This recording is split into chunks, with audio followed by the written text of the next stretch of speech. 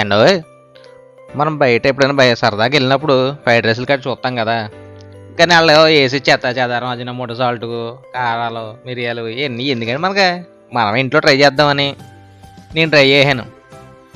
విశాలమైన ఉన్న గిన్నె తీసుకుని దాంట్లో కొంచెం నూనె వేసుకొని ఆ గుడ్లు ముందుగానే పగలగొట్టి తిప్పేసుకుని అవి అందులో పోసుకొని చైనా వాళ్ళు చేసినట్టు గుడ్డుని అలా అలా అలా పక్క జరుపుకుంటూ ఉంటే ఆటోమేటిక్గా అది అట్లాగా అయిపోద్దండి.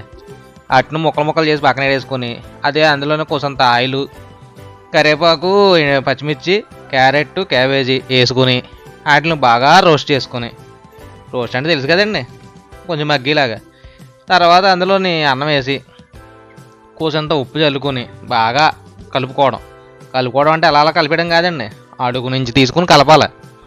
తర్వాత చిన్న మిరియాల పొడి వేసి సోయా సాస్ వేసి లైట్గా వెనిగర్ అనమాట, ఎక్కువ వేసుకోకూడదండి ఓయ్ మళ్ళీ హెల్త్కే ఇబ్బంది కదా. కొంచెం వెనిగర్ వేసుకుని మళ్ళీ అడుగు నుంచే కలపాలి. అడుగు నుంచే ఎందుకు కలపమంటున్నానంటే అన్నం మెతుకులు ఇరిగిపోయి నూకలు అయిపోతాయి ఎలా పడతాలో కలిపితే, అందుకని అడుగు నుంచి కలుపుకున్నాను అనుకోండి బాగుంటుంది. దీని గురించే విశాలంగా ఉన్న గిన్నె తీసుకోమంది.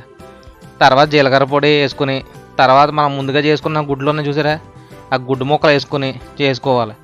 గుడ్డు ముక్కలు ఎందుకని మళ్ళీ చేసుకోవడం అంటే మరి మా అబ్బాయిని నేను ఉంటాం కదా దెబ్బలాడుకోకుండా ఉంటాం, అందుకని ప్లేట్లు వేసుకుని ఉల్లిపాయ నిమ్మకాయ. మీకు నచ్చితే సబ్స్క్రైబ్.